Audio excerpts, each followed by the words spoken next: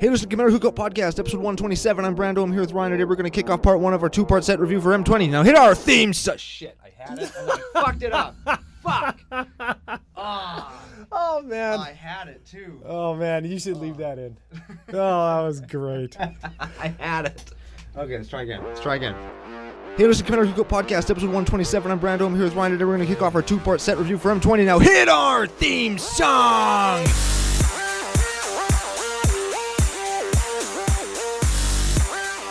Hey Ryan, we're back for yet another whirlwind adventure. How you doing? Good. What's going down? Whole ton is going down. We're going to talk about our new giveaway. We're going to look into another new set in, what is the second set in 2 weeks? Oh, yeah. It's funny. This, we're talking about core set 2020, M20. Yeah. Dude, that core set's already 4 years old.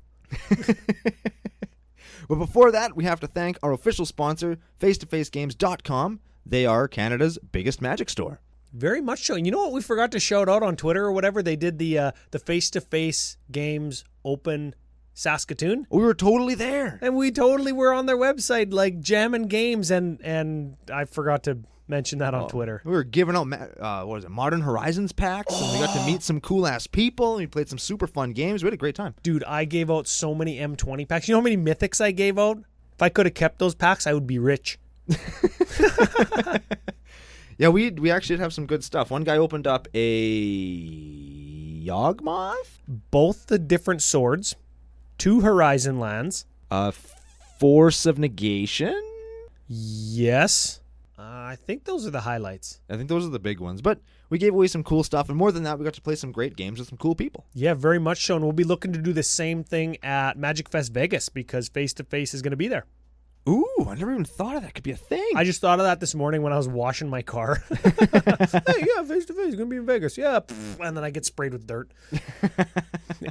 Anyways, social media coordinates? Social media coordinates. We are CCO Podcast and CCO Brando on Twitter and tappedout.net. We're commandercookout@gmail.com. You can find us anywhere that better podcasts are found. Your Apple Podcast, Google Play, all that stuff. We're CCO Podcast on patreon.com.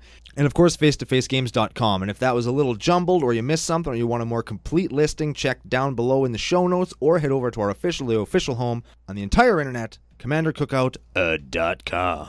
And of course, on commandercookout.com, as you say, giveaway tab, there will be a new giveaway highlighted today, this episode, this week, today. And we're going to get into that, but I think we got to send out a quick reminder, refresher, whatever, to our winners of last ARC's giveaway. We gave away 3 prizes, and only one human has claimed it, and it was the foil bag guy. So go back, listen to last week's episode, listen through. If you hear your name, get in touch with us. Yeah, that is for the face-to-face $25 gift credit, Raymond Brand. Or if you know Raymond Brand, and he's one of the guys that uses the podcast to fall asleep to. Come on, guys. Tell him not to fall asleep and listen how he won. And also, how did you say? Jubei Kibagami? From the iTunes review, Apple Podcast review, you've won the dark. The whole dark. So get at us. Send us an email, get at us, tweet us, do what you got to do. So we got new ARC, new giveaway. This ARC's giveaway, this is the ARC of no lists. We're not going to do lists. Spoiler. No lists, yeah. So we've got set review, and then we've got some other interesting topics to talk about over the next few episodes. Yes, it's going to be a good time. First giveaway, we've got another $25 store credit voucher certificate. Sure. $25 of credit to add to your face2facegames.com account that you're going to make to enter into the giveaway. Make an account, you leave a comment, you tell them that Ryan and Brando sent you, get yourself entered in to win that. I'm going to expand that a little bit to anybody who puts out a tweet where you tag CCO Podcast or CCO Brando on Twitter, where you're talking about or linking to face2facegames.com. Also cool. Yeah, and then that's helping face-to-face out. We don't actually get anything from that, but we want them to know that we are helping them out. Yes, we are a good investment. Fuck, I just broke my chair. That was actually the sound of Ryan's chair breaking. I hope the mic picked it up so that I can leave it in the show. I'm sure it did because that was fucking loud. Well, fatty. Yeah, Lou, stop eating all those tarts that McNutt made out in the newsroom. MC Nut made a almond and raspberry tart. It was very good. It was not terrible. It was pretty good. I had 3. Anyways. Second giveaway. Oh yeah, I was gonna move to patron shoutouts, but second giveaway. I got your back. As with all new arcs, we do a deck giveaway. We do. This arc, the Arc of No Lists, Commander 2017 special. I'm gonna call it the Kess deck. Because it's the Kess deck. It's the Inala Grixis Wizards deck. Kess. Kess, yeah. Kess deck. Yeah. Sealed in the package. That's right. And we will send it off to you if you, much like the Dark giveaway, leave us a cool Apple iTunes review, 5 stars. Whatever that's called now. Apple Podcast. Did we decide that that's what we're calling it?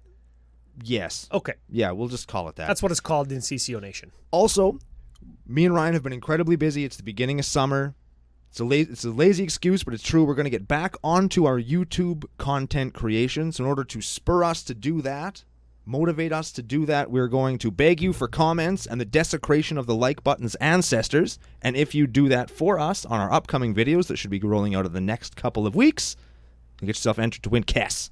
Very much so. Yeah. Hot dog Kess, I think we were calling her, because she's foiled and folded. Yeah, just in time for, I guess, Modern Horizons to give you a non-foil mythic printing of Kess. We are going to send you a folded in half foil hot dog bun Kess. Yes, and if you live in Canada and are into that sort of thing, since it is summer cookout season, we will also include a hot dog to put in your hot dog bun Kess. Yes, if you live elsewhere, like outside of the Great White North, then we can't send meat across any borders. That is correct. Mind you, hot dogs aren't really meat.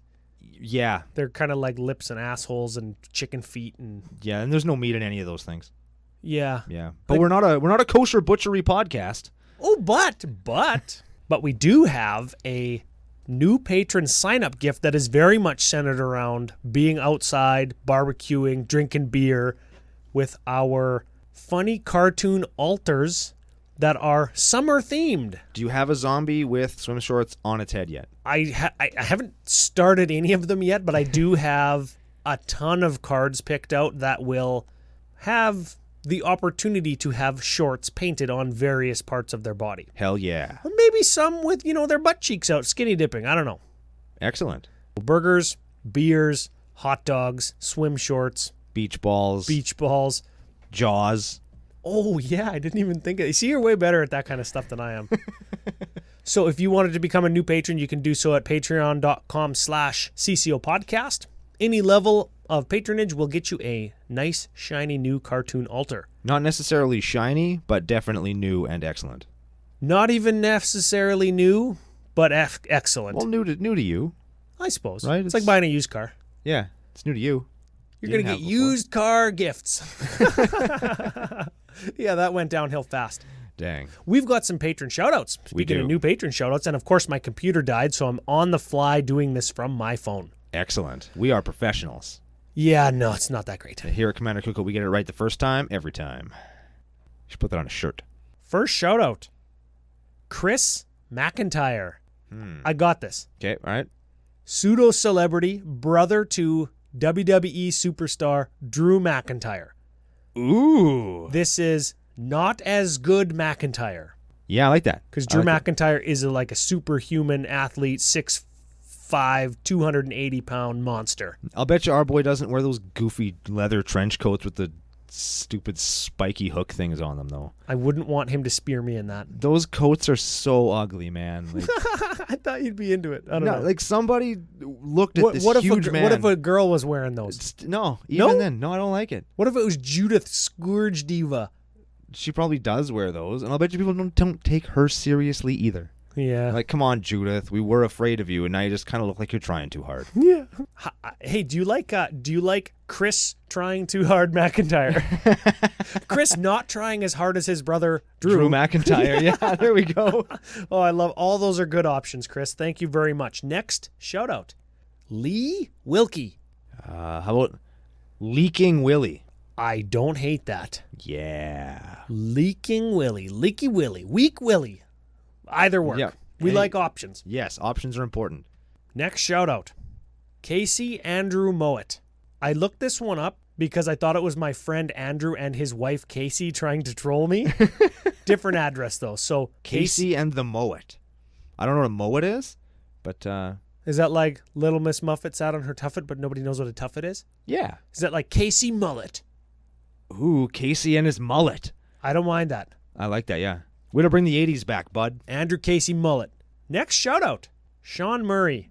Sean Murray. That's 2 first names, dude. That means you got to give him a last name. You know what? He actually gave himself the name on Patreon. Sean of the Yukon Murray?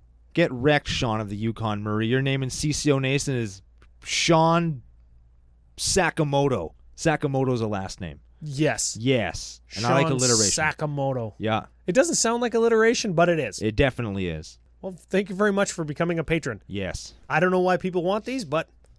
Here we are. New patron, shout out to Michael Phipps. Michael Phipps. Very close to Michael Phelps. 900-time Olympic gold medalist Michael Phelps. Oh, that's Aquaman. Yes, this is Michael Phipps. I wonder if he has 12-inch hands. That are webbed. Like Michael Phelps. Dang. Don't Google Michael Phelps 12-inch anything. No. Instead, Google Michael Phipps, pseudo-celebrity, 12-inch something. I wouldn't Google that either, actually. I wouldn't either. No, it's don't, not. Don't Google a masculine English name like Michael and 12-inch. Good call. Yeah, don't Google those. Good call. Good call for sure. Anyways, shout out to all the new patrons this week. We very much appreciate it. We couldn't do the show without you. We wouldn't be here without any of you guys. And if you are not in a position where you can be a patron, we have not forgotten about you and appreciate you being here as well. Because without the audience, we would just be 2 guys in a room together hanging out. We're happy you're all here, and welcome aboard. Now, Core Set 2020. We were looking it up on Scryfall, and we were typing Magic 2020, like trying to why isn't this coming up? Why isn't this working? And we were so terrible at Who would have thought that when the logo is an M and a 20, that the set name would be Core Set 2020? Who would have stupid us, right? Who'd have think? No, is that how you're choosing to set the tone for this set? Truth be told, I'm tired of looking at new cards. I want to play with I just want to get excited and then play the cards I'm excited about and not have to be excited for other cards. Yes, so okay, let me ask you a couple questions of M20 and our recent influx of new cards. Certainly. Have you finished updating decks to include all of the things from War of the Spark that you've wanted to add to decks? I have one more card that's going to go into a deck that I will be building. Okay, so the deck isn't built. So yes. Yes, but with an asterisk? Yes. Yeah, so if that deck was built, if you got off your lazy ass. Oh, no, sorry, we're busy. It's summer. I got your back. I got your back, yep. fam. Also, I was going to start building it this weekend, but I can't because there's a whole bunch of shit that's going to go into it in M20. Oh, yeah. Now, let me ask you another question. It. Have you finished updating decks with cards that have been released with Modern Horizons? No. Okay. No, I still have... There's a couple of cards I still have to get. That new fetch land, I need just one, actually. Okay. I do like that Let me card, ask you another one. Are you going to be able to get your hands on all the cards from M20 that you're going to need to build decks with cards that are being released in C19 in August? Probably not. What I'm getting at here is... It's too much. There's a lot of sets, and we are heavily... I'll say invested in Magic because we are content creators. We look at everything new that comes out. We focus on it like it's our job. It's what right? we do, yeah. And we think that it's lots. It is lots. It is lots. And while we're thankful for having so much new and interesting stuff to discuss and talk about and get, it feels like it's hard to actually get it all because there's not enough time to obtain it unless we want to drop a whole bunch of money on brand new pre-release prices. And pre-release prices, especially for Modern Horizons. I don't know how bad M20 is going to be, but Modern Horizons was insane. I couldn't think of... I was trying not to swear. Yeah. That's how insane they were. I didn't want to just arbitrarily swear into the microphone. Yeah, you know what? I don't think that we're complaining. We are just remarking that it is lots. We're a little bit lamenting that we could obtain it all very easily. Go to face-to-facegames.com and just buy it all, order it, go to our local game store, just buy it all. It's fine. But I would much rather be introduced to sets at a consistent rate throughout the year instead of having 5 in 3 months, and then the other 9 months of the year have 2 other sets. Like, I'd rather have a consistent line of sets. I don't know what the word is there, but that makes my magic expenditure kind of more even throughout the year. I feel kind of like once we hit August and C19 or whatever the hell they're going to call it comes out, we're going to have this then dead zone. We return to I don't care about Nika in fucking October. Because I just assume they're going to send us back to Ravnica again so that they can do more Ravnica stuff. Yeah. The Fallout, Ravnica Fallout. Yeah. You actually wouldn't mind that set though. No, I wouldn't. If it was kind of a little bit of post-apocalyptic like Fallout. I was gonna It's my jam. I do like that kind of stuff. But yeah, like it's just there's gonna be this kind of it's gonna feel like a dry spell. And it's like, well, you should buy all these new things that we released all the time. It's like, well, I forgot about it. Well, they're not new anymore because C19 is the newest one. M20's old. Modern Horizons is old. There's only 2 cards I care about in there now. War of the Spark is old because you jammed 5 more products down my throat since then. Should we put money down with all of our friends in CCO Nation? Should we all just make a pool? How long after pre-release weekend, which I believe is next weekend for M20, will C19 spoilers be out?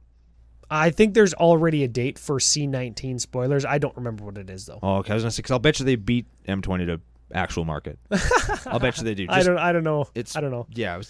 Let's talk about something good. Yeah, this sounds like negative. I guess the moral of the story is that there's lots of products, but we are thankful to have them all because at the end of the day, it is all new, exciting game pieces for us. Whether we own them or not, they exist, and we have the opportunity at some point to obtain them. And I mean, just looking at the set, I don't think there's too many things here that are going to just rock it up and be $1 million like the first Sliver or Urza. Exactly. Yeah, there's a few things that are going to obviously be insane money because there always is, but I think that these might be a little bit more attainable than the Modern Horizons cards. You know what? I had a note before my computer died. These are regularly priced packs, so you're going to get them like for $4 to $5 instead of $8 to $9, which is great. Yeah, 12, 15 in Canada. Yeah, which is like regular price and good for a core set.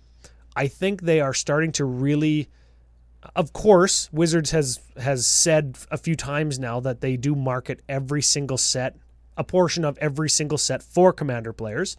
And of course, the cards that are bombs and limited and bombs and standard and blah, blah, blah, those are all cards that we also like. So there's Commander cards specifically, there's standard and limited cards that are also good because they're good. So we get to, as Commander players, reap the benefits of all of that. Yeah. Which is now like overthrowing the core set feeling in general or on the whole. Sure. So where are we starting?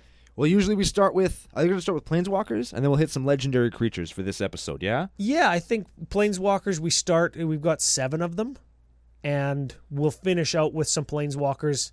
We'll finish out with some legendary creatures that we can go a little bit deeper on. Yeah. That's why we like doing these two-parters, right?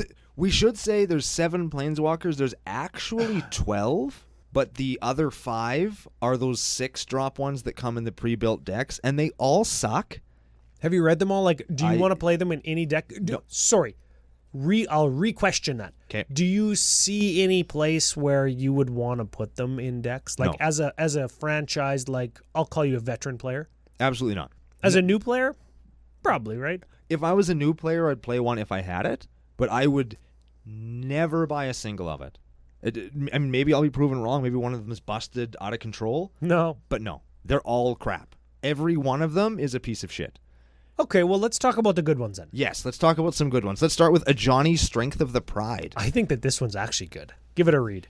It's a 5 loyalty, white, 2. Mono white, obviously. Ajani Planeswalker, +1. You gain life equal to the number of creatures you control, plus the number of Planeswalkers you control. Ooh. Okay, so it automatically fits into maybe a Super Friends build because of that. -2, create a 2/2. It's a Johnny's Pridemate.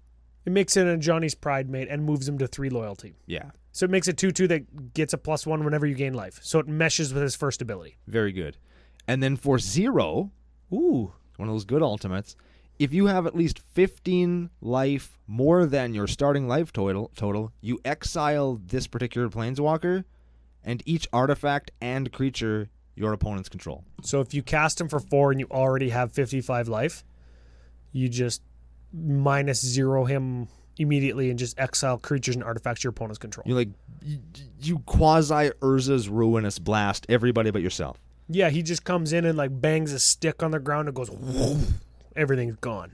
It's pretty cool. That. I like the flavor. I like that his plus and minus mesh. That always makes for a powerful Planeswalker. I like that he makes a creature that I like. Yep. Like he makes a creature that I already like. That's cool. You would play this one? Yes. Okay, cool. Yeah. Should we move on? I think that the next one might be the most powerful one. I like the picture. Yeah. I like the picture of... It's a little bit anime-y, but she is originally from the international series, Chinese series. Kamigawa? Nope.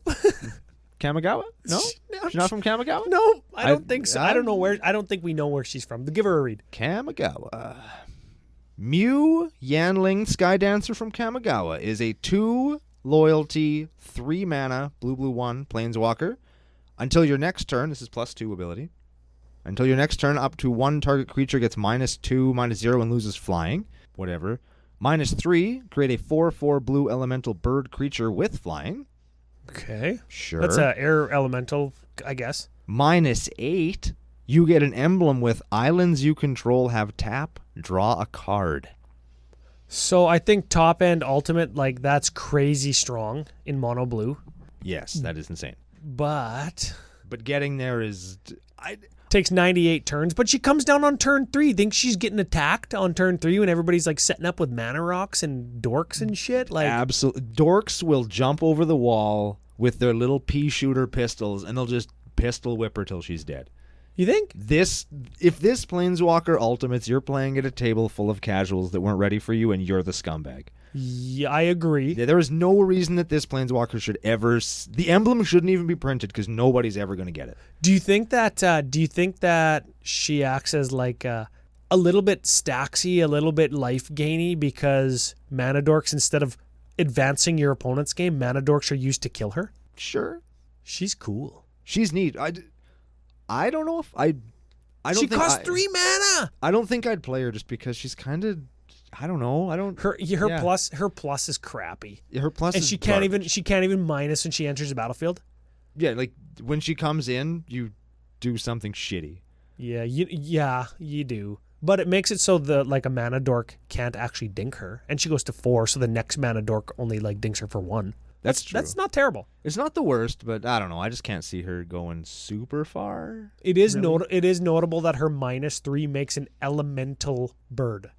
That's pretty cool. It doesn't matter that it's a bird. It does matter that it's elemental. And there is like an elemental kind of sub-theme in this set. And I'm loving that. Okay, we're going to talk about that in the legendary Creech section. Let's move on to the black Planeswalker. 3 guesses who it is. So mono-black Planeswalker, you have 3 guesses. Go. Well, the reflection of his forehead is blinding me. I can't see who it actually is. Give me a hint. It's Sorin, dude. Of course it's Sorin. The statue behind him has more color in his face. Mind you, I like this art. I think it's very representative of Sorin, like way back, maybe right when he first changed into a Planeswalker. I don't know if that's released or canon, but he's like, ooh, I still want to be a vampire, and he uses like a sword to kill people and stuff, but I'm actually a Planeswalker. I could just snap my fingers and like break your dink. So he's another 3 mana Planeswalker. He only costs 3? He only costs 3. I love those 3 mana ones. And only 1 colored pip. So black 2 for a 4 loyalty Planeswalker. Sorin, clearly. +1. Target creature you control gains Death Touch and Lifelink until end of turn. And if it's a vampire, you get a +1/+1 counter on the creature. Holy shit. Yeah, that's good. Also +1.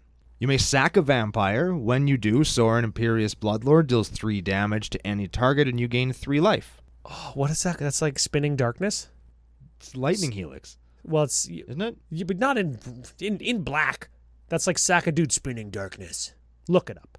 You don't have to look it up. It's Spinning Darkness. Lightning Helix. -3 is his big one. You may put a vampire creature card from your hand into play. Does that trigger Edgar Markov to give you another vampire? I don't remember. I don't know. Anyways, this goes in vampire decks. Like, yeah. for sure, right? Absolutely it does. I think it's... I don't know. It might see standard play. I don't know shit about standard. I don't think there's vampires in modern. And I know there's lots of vampires in EDH, so we're probably going to see a lot of this guy because he is very good in a Vampire Tribal deck. Let me reiterate.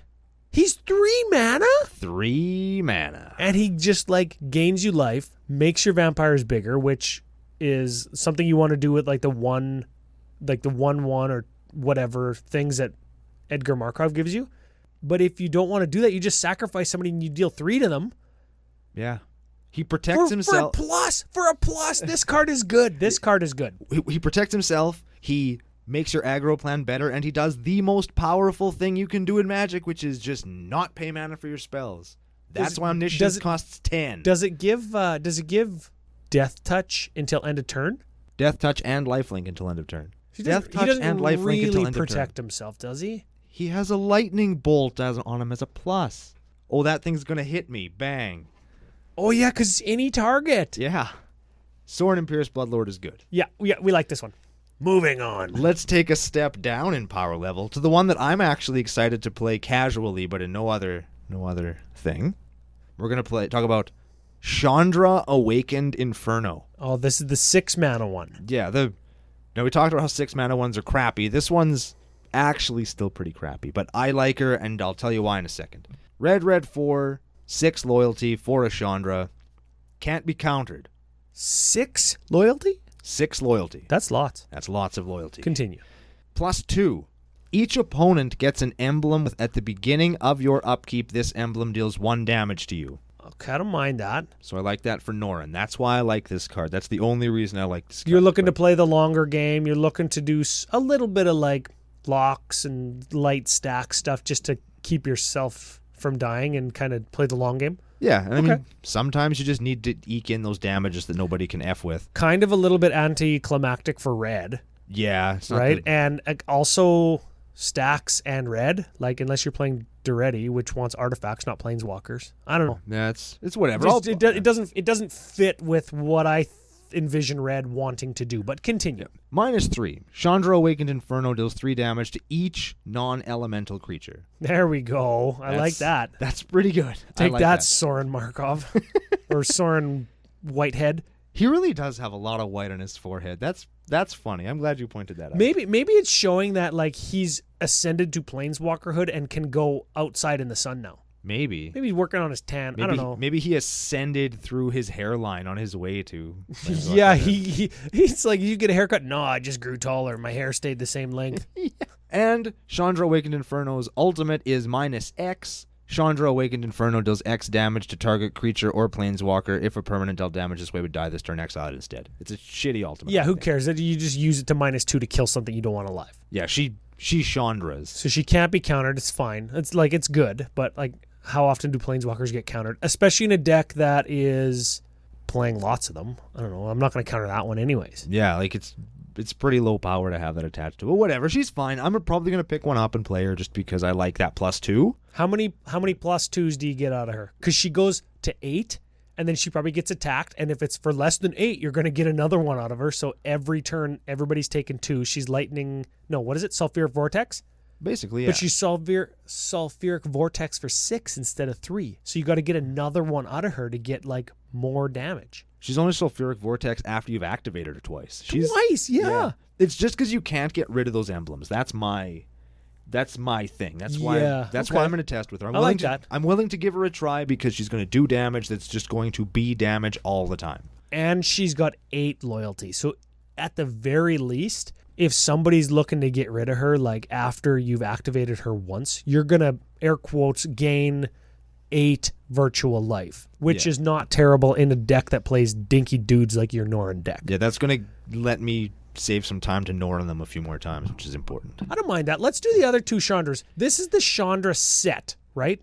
Yes. Right? This is supposed to be like her backstory, like M19 was Nicol Bolas's backstory. So we've got 2 other Chandras that are supposed to represent her as a very young planeswalker to being like a pyromancer to being big ass motherfucker Chandra. Yeah, to being I'm the angry one. She's basically Raphael, but with less character depth.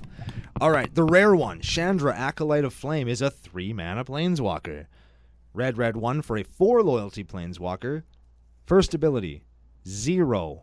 Put a loyalty counter on each red planeswalker you control. Okay, I don't mind that. It's like a super But it's each red one. Yeah, it's like a red planeswalkers. I don't think are the best. Got a bunch of Chandras. You got a Koth. You got a bunch of Nicol Boluses. Yeah, like you could play her in other colors, obviously, but Playing whatever. her alongside Nicol Bolas doesn't seem bad. Yeah, or some of the Gruul ones are okay. Like okay. There's okay. lots of and cool you're putting a +1 on her because she's a red That's planeswalker, right. even though you're zeroing her. Okay. Anyways, She's continue. fine. Also 0. Create 2 1/1 red elemental creature tokens. They gain haste. Sacrifice them at the beginning of the next end step. I'm super medium on that. They're elemental, so that's supposed to matter, but you have to sacrifice them. What's the deal? I don't know. Yeah, I don't have to sacrifice young Peasy tokens, and I can storm to shit with them. Yeah. Okay. So, yeah. -2. You may cast an instant or sorcery spell with converted mana cost 3 or less from your graveyard for free. If you do, exile it. Flashback for red 1, essentially. Because that's what Chandra costs, and you just -2 her immediately. You could do that maximum twice. Yeah. If you never want to use her other ability. Yeah. Well, you can use the first one to put loyalty counters back on her. You just put a loyalty counter on her for 0. Yeah, that's what I mean. If you just want to like -2 her and then she doesn't get killed and then -2 her again next turn. You know what? I like the red finale from War, X = 1, that I can cast 2 1-drop sorceries or instants from my graveyard for free. I like that better. Same converted mana cost. I can do both of them at once. Yeah. I wouldn't play this Chandra in EDH. I am going to try her if I get one. If I open one, I'm going to try her in Omnath just because she gives you elementals. Yeah, and then they have to die. Also, I think she could be neat in a green-red Super Friends list if you ever decide to do that, where you play her with doubling season, because you can finally double up. Bro, that sounds very CCO Nation. Yeah. That sounds CCO to me. Maybe that's a thing that we're going to have to do. Yeah, so Okay. that could be a thing. Not this arc, though. Not this arc. Sorry. Last Chandra, the uncommon one, is Chandra Novice Pyromancer. It is a 5 loyalty Chandra for red 3, +1. Elementals you control get +2/+0 until end of turn. Okay. Could be good, could be absolutely worthless. -1, get red. Yep. That's fine. I don't mind that. She costs 2. She costs 2, but on a rebate. -2, Chandra Novice Pyromancer deals 2 damage to something. You could do that maybe twice, and then you got a plus, or you could do it a third time. I don't know. I think that she's just in here because they wanted to do 3 Chandras. Yes. And it was obviously like late in development that they wanted to do it because the first one that they put in there has different art than the next 2. Way to go, Wizards. This one's fine. This is your old, I'm going to make infinite mana with Koth and Chandra, 4 ability Chandra and... Cloudstone Curio. Yes. That's just like this is just another one to do it with. Yeah. It's there too. Whatever. Last one is Vivian Arcbow Ranger. She is a 4 loyalty planeswalker for green 1, so they don't want you splashing her into stuff. Let's see why. +1, distribute 2 +1/+1 counters among up to 2 target creatures. They gain trample until end of turn. It's green. It's Whatever. fine. -3, target creature you control deals damage equal to its power to target creature or planeswalker. Sure, it's green. Looks like it's going to go in the Bear Puncher deck. -5, you may choose a creature card you own from outside the game, reveal it, put it into your hand. Unplayable in EDH. I would not play this card. I also would not play this card. Moving on. Moving on. We have got a list of 5 legendary creatures, all in monocolor. We're gonna bang through them, I think, and then we've got 6 3-color planeswalkers, and then a artifact 5-color one. So you think we can get through all of that? I think we can. We're smart guys. We're good at this. Okay, let's do it. What's the white legendary? It is Saphara Sky's Blade. She is a 7/7 for white 4. She's an angel. You may pay white and tap 4 untapped creatures you control with flying rather than pay this spell's mana cost. She has flying and lifelink, and other permanents you control with flying are indestructible. Oh my god. They're just pushing the angels hard. I love this card. I love being able to drop it on turn 3. 7/7 flying lifelink on turn 3 that makes my other flyers indestructible. I'm just going to put it in a deck with spirits and birds that I can drop before it to pay for it, and then just beat ass with indestructible dudes. You could play like the 6/6 for 1 with lifelink, and does he fly? He flies, right? Yeah. And then Lingering Souls, and that's her. on turn 3. Spectral Procession. Yeah, there you go. Can you play Lingering Souls? It's got flashback for black, doesn't it? Oh, is that me? I'm thinking of the wrong. Spectral Procession? Procession is the white or 2/2/2 hybrid. That's the one I was thinking of. I love this card. I love the art. It's so excellent. She's got like swords flying around her. I also like that. I was just going to comment on that. She's got the cool swords floating around her. She's totally smoking hot too. Yeah, I don't think I'd play this card because I don't play a lot of Angel Tribal, but the Angel Tribal guy at EDH&M will 100% play this. For sure. I don't think I have a chance with her. Well, you got Rebecca. She's great. Yeah. This girl definitely could be a cam girl. Yeah. Just leave it at that. Yeah, let's not Google that. Speaking of wings, glowing, and things that cost way too much goddamn mana. We weren't talking about any of those things, but let's what is this guy's name? Adamus? Ate my ass? Eat my ass? Ate my ass, the all-seeing. Eat my all-seeing ass. Got it. Yep. Blue 3 for a 4/5 Sphinx with flying. Has blue 2 tap, draw 2, then discard a card. Whenever Artemis the all-seeing brown eye deals damage to an opponent, you may reveal your hand. If cards with at least 6 different converted mana costs are revealed this way, that player loses the game. I love that. I love the puzzle that this guy makes because they're all just so... All the Sphinxes are just so... Do this weird thing and do my thing and eat my ass and then you fucking lose.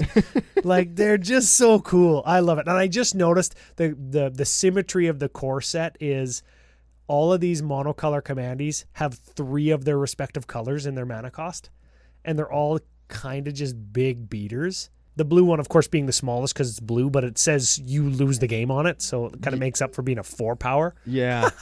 Yeah, so you just need to reveal cards, and if they have different whatever, and you just fucking lose. I think this is one of those cards that's going to be a really kind of fun build-around-y thing, but I think it's going to lead to just a whole lot of feel-bads.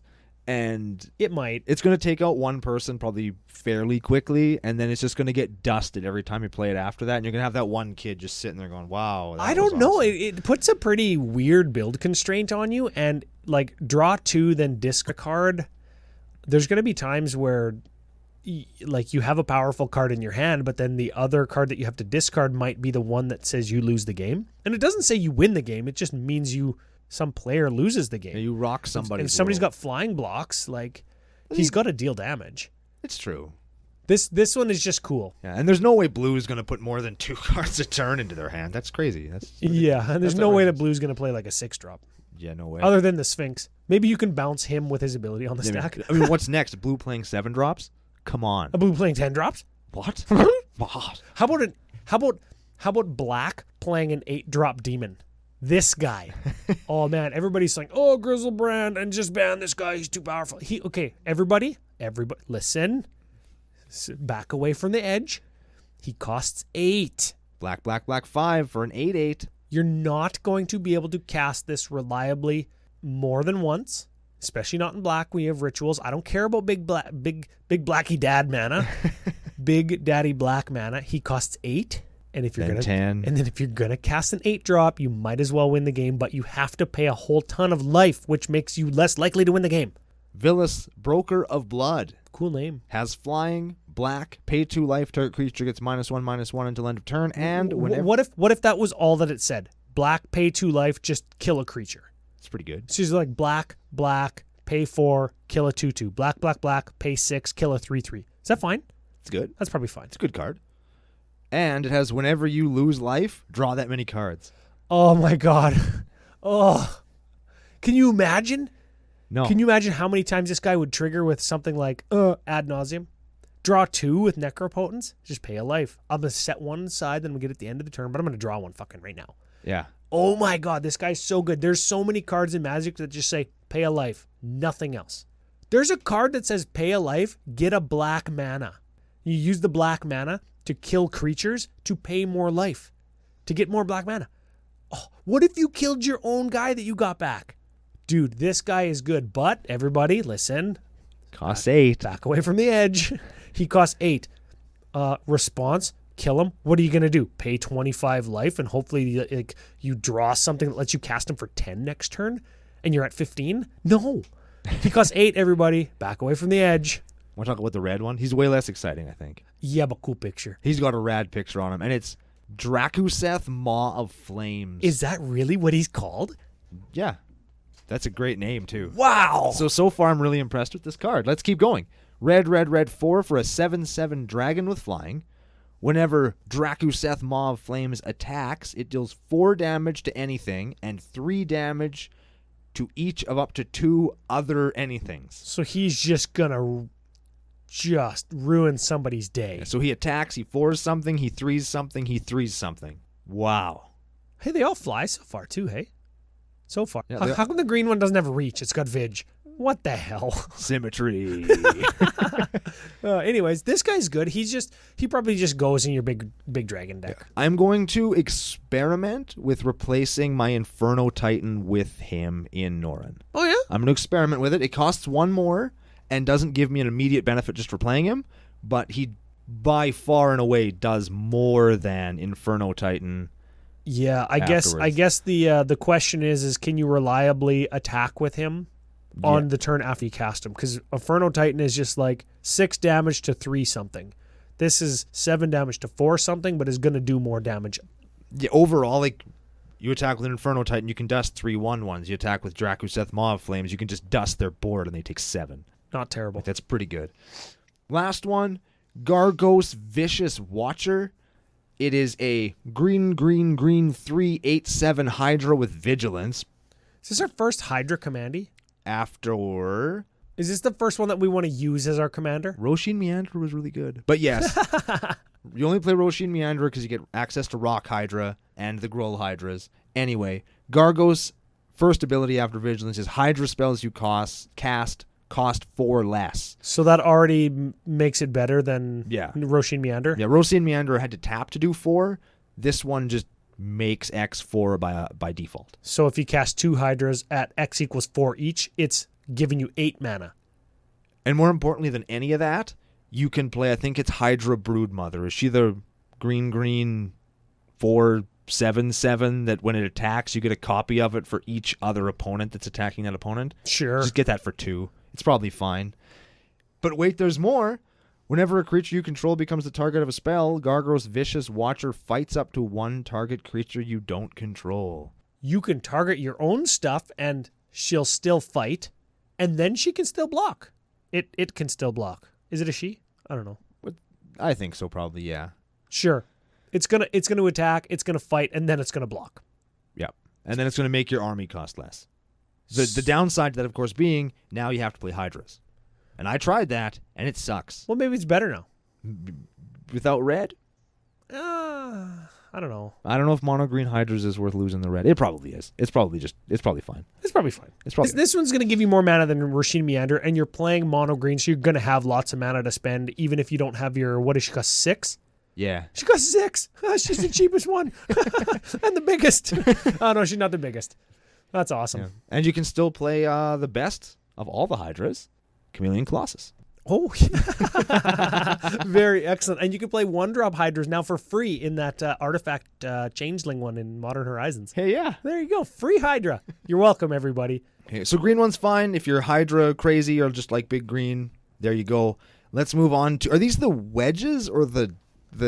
These are the wedges. There are 5 wedge commandees and then 1 shard commandee. There we go. So if you any new members of CCO Nation, you flip the back of a card over, you pick any 2 colors and the color on the opposite side of the color wheel. If you connect those, it makes a wedge. If the 3 colors touch tips with each other, they make a shard. So these are the wedge ones that we're going to look at first, and then we're going to look at 1 shard commander after. That was a great explanation. Yeah, that's it. That was a great explanation. I used my fingers to make a wedge so Brando actually saw it. So you could do the same. Yep. So starting off with this first one, I saw this initially and I was like, I like this picture. She's sexy as hell. I like that. I appreciate that. And then I was like, God, of course. She got wings coming out of weird places. It's fine. I don't mind it. It's fine. Kalia, Zenith Seeker. Geez, that's got some that has some gravitas to it. Yeah, some prolific words attached to her naming convention. Hey? And the first word is Kalius. You know, it's going to do something degenerate. So give her a read. So she's a 3/3 flying vigilance human cleric for Mardu. Mardu being white, black, red. So she's a 3/3 flyer vigilance for 3. When she enters play, Look at the top 6 cards of your library. You may reveal an angel card, a demon card, and or a dragon card from among them. Put it into your hand. Put the rest on the bottom of your library in a random order. Neat. Not as good as first Kalia, but pretty good. Hot, quick take so we don't have to get crunched for time. I think she goes in your original Kalia deck, and you play this Kalia on turn 3, and you play original Kalia on turn 4, and you use the angels, demons, and dragons that you found with this Kalia on your turn 4 Kalia's attack off of a turn 2 Lightning Greaves. That is correct. I think that's what you do. I don't think that this is a very good commander. No, she's a low-cost thing that puts a high-cost thing into your hand. And that's it. Yeah, that's not very good. So what do? You just crank it full of demons, angels, and dragons and mana rocks? That sounds like every other commander deck to me. Yeah. So she's good, but she more enables something that's already happening. Super like the art. I wish that maybe it was like a little bit more zoomed out and there was maybe like a moon behind her or something, you know? I like that you can see her thigh tattoo. I don't mind seeing lots of thighs, especially if they're of the chicken variety and on my barbecue. Hell yeah. And there's beer. Would you drink beer with Kethis the Hidden Hand?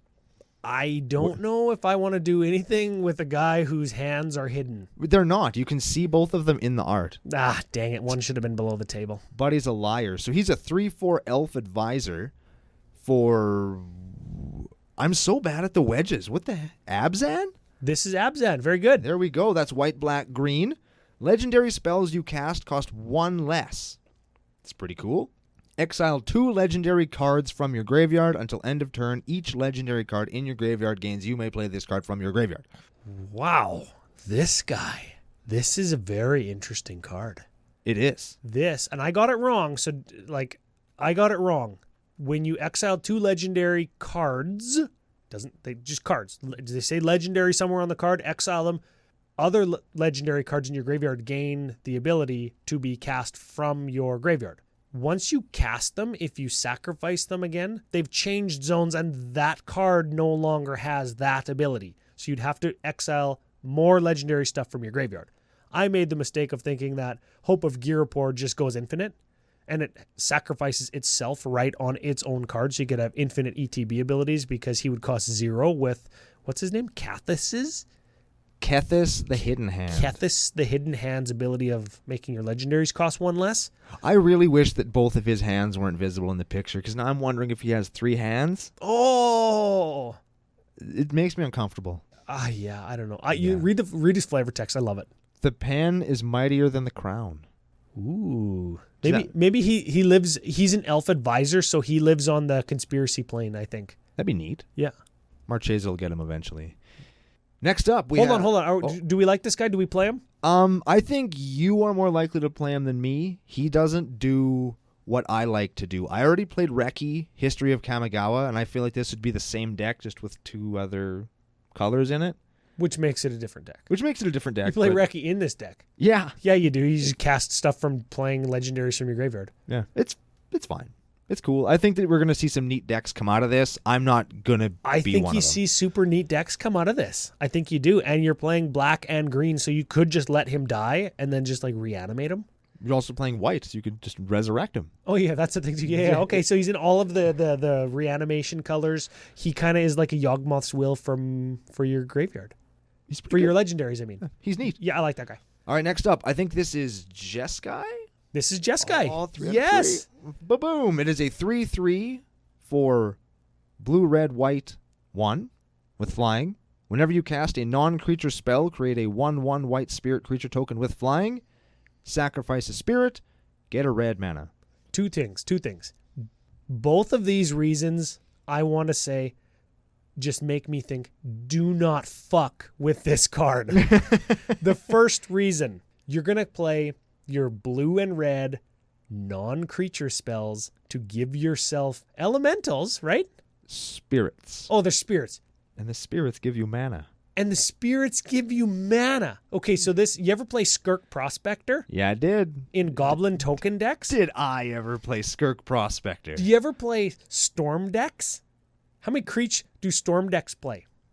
0. How many mana do Storm decks need to go off? Lots. How many rituals are you going to get an extra mana for playing ritual cards? Like, everybody's like, oh, I'm so excited for like a non-Voltron attacky Jeskai deck. No, you're not. No, you're not. You're going to play a CEDH competitive Storm deck. That's the only thing that people are going to do. And at me if you think that you are going to be clever and do something that isn't that. Like, at me. Everybody that said, oh, I'm excited about this. Look, I sound like you. Everybody that was excited about this is like, oh, I'm just, here's my list. And it's literally just like rituals and high tides and removal spells and shit that's going to make me mana in addition to giving me a spirit that gives me more mana. Past in Flames. Oh, I'm so creative. No, you're not.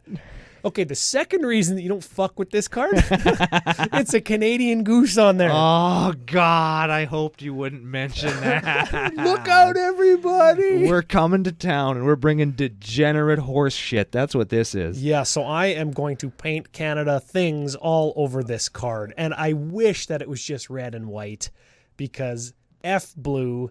Yeah. And you know what? And I love the Land of the Free. I love the red, white, and blue. But if this is a Canada Goose, Canadian-colored Storm Commander, like, I would be all over it. But you know what? It plays blue, so F this card. Agreed. Not that I don't like blue. I wish it was Canadian colors only. Here's the one everybody's probably thinking, oh, Brando's going to be super hard for this card. And you know what? I'm not. Really? I'm not. This is Wait, let me Yeah, give him a read. I love this card. Okay, hang on. Is it you got it. Teamer? It's Teamer. You got it. Whew. Omnath, Locus of the Royal. So you're thinking it's Omnath. Brando's going to He's just a locus of something new every time with a different color. Yeah, they just keep adding colors, and I'm waiting for 5-color Omnath. Oh, man. Then I'll be hard. But until I then, don't think that we're the first no. pair of content creators to talk about that, but I'm interested to see how long it takes to get him to be 5 colors. Yeah. Maybe it'll be like in 3 years from now, Omnath will be the catalyst for the 6th color in Magic. Ooh. He won't be. We're patent pending that. We're trademarking that right now. You heard it here first. Yeah, 100%. Yep. Omnath, Locus of the Royal is a 3/3 for green, blue, red, 1. Elemental. When Omnath, Locus of the Royal enters the battlefield, it deals damage to any target equal to the number of elementals you control. So he ETBs and your elemental tribal deck deals some damage. Okay. Yeah, fine. Next paragraph. Whenever a land comes into play under your control, you put a +1/+1 counter on target elemental you control. If you control 8 or more lands, draw a card. Landfall, your 1 elemental gets bigger? Yeah. 8 land, draw a card. So 8 land, landfall, draw a card? Yes. In an Omnath deck? Yep. Seems okay. It's fine. You know what I'd rather do when I play a land? Get a 5/5, I can sack to draw 5 cards. You know what I do in that? You know where I do that? On turn 4 in regular Omnath. Regular Omnath. What if you just like made your girl Omnath deck better by adding blue and just landfall drew cards? Under all of the same pretenses of played like 10 lands in a turn, so draw 10 cards in a turn.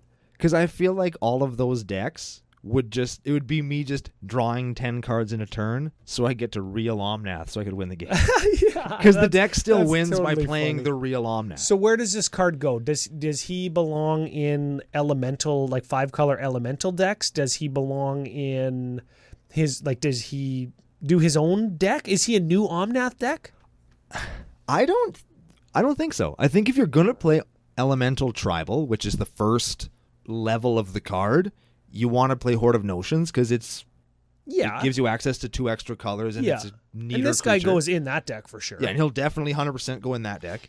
And then the second thing is, it's not marginal, but like, I don't know. I just think you can, with a little bit harder work, you can get a better effect of playing land in an Omnath deck that already exists. Hold on. I got one for you. Okay.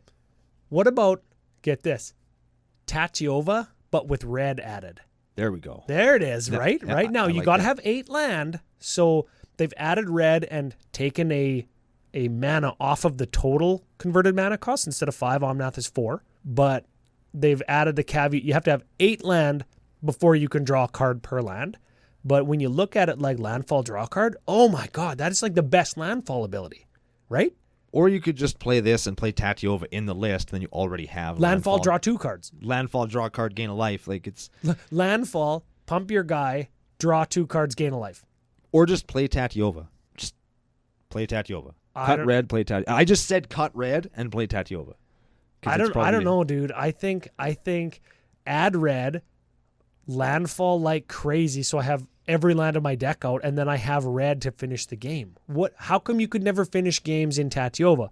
Because you're playing some dinky shit tribal, or you didn't have a finisher and you didn't want to like use Omniscience or whatever, right? Wait, you like Comet Storm? Now you can landfall Comet Storm. I'm just throwing it out. I think it's good. I like it.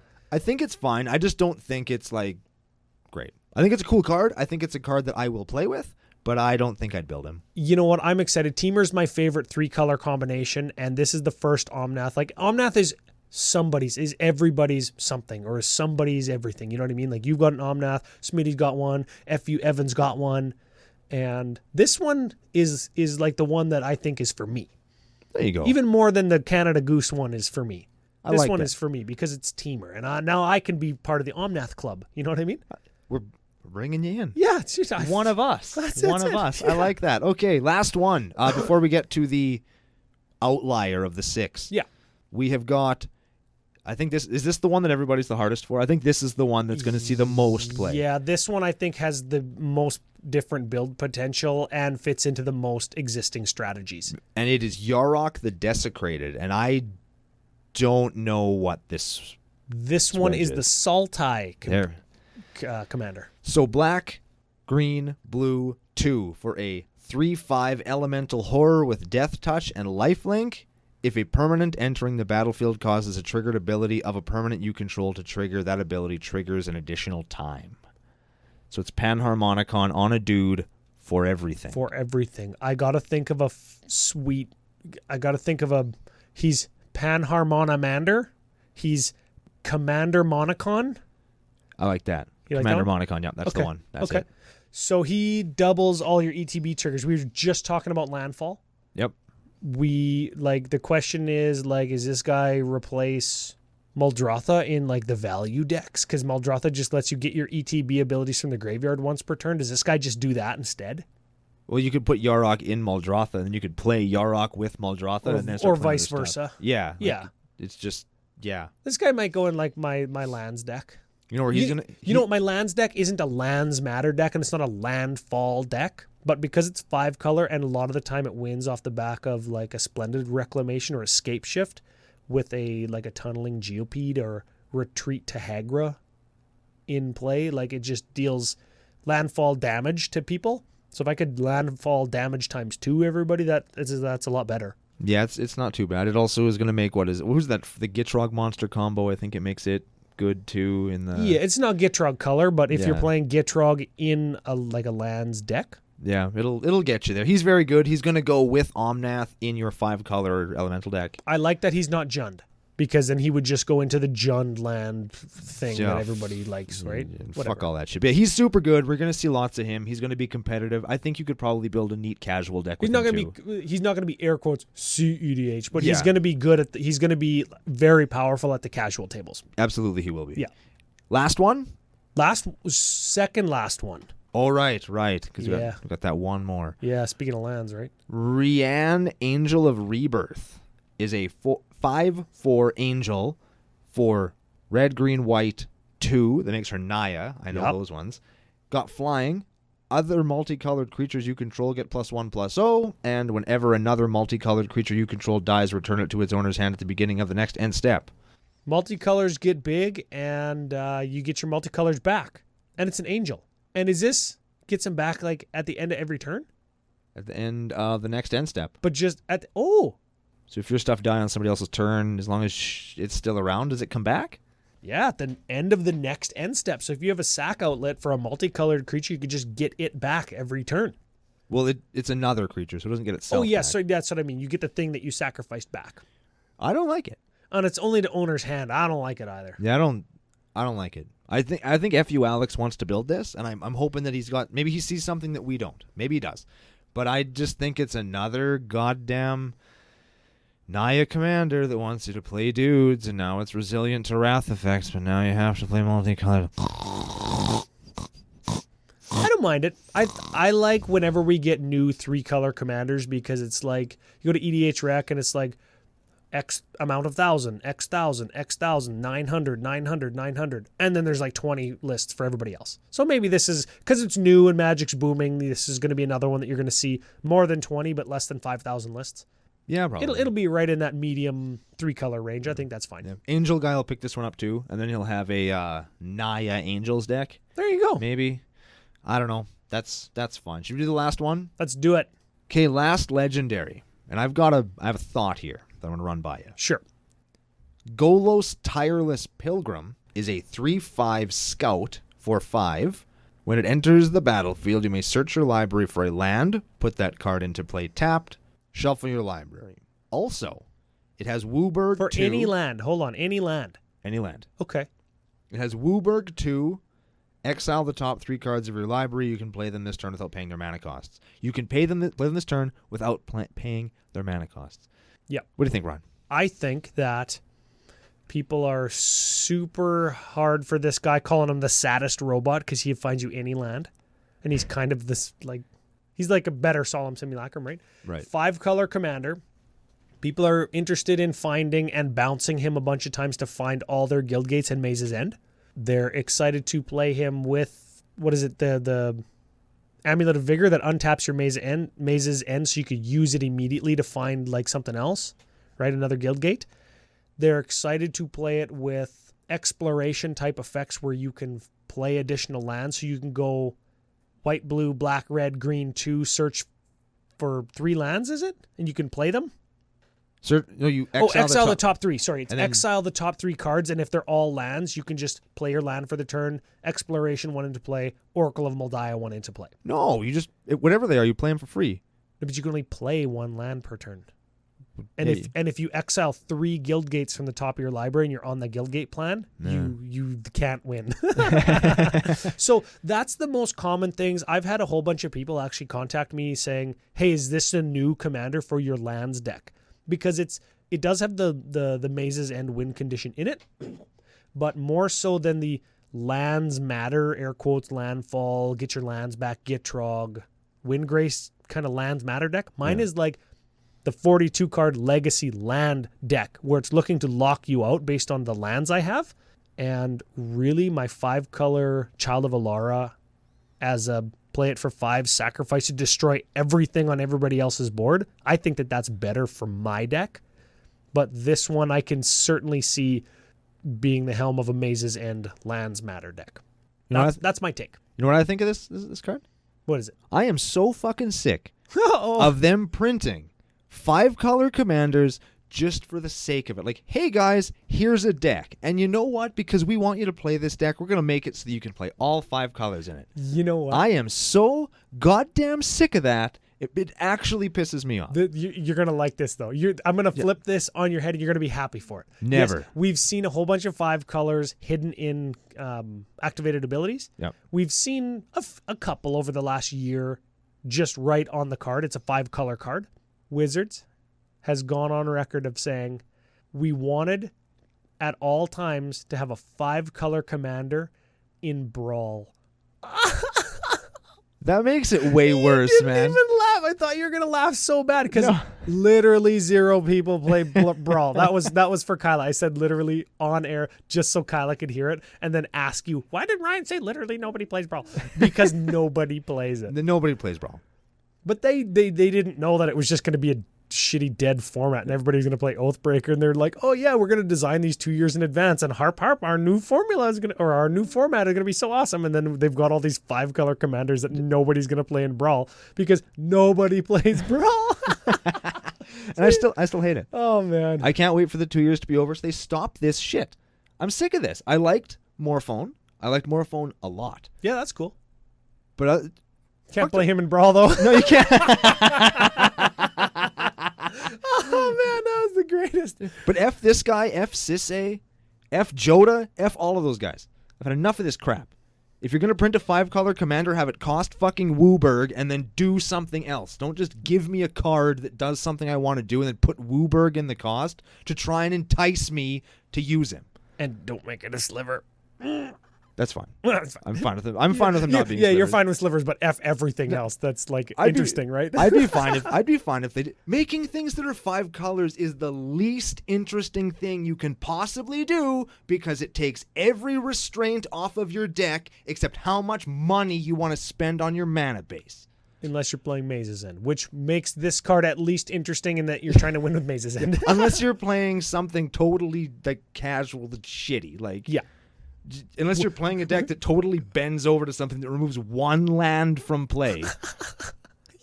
I'll activate Which is the exact kind of thing that you'll hear about on the next episode of Commander.